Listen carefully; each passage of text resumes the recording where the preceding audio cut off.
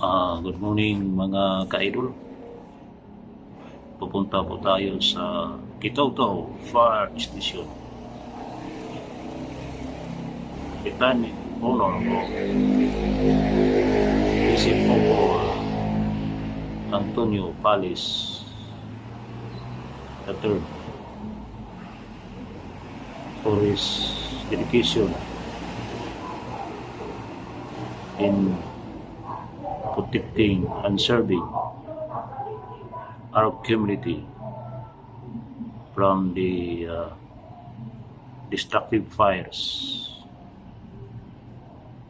To Antonio, good health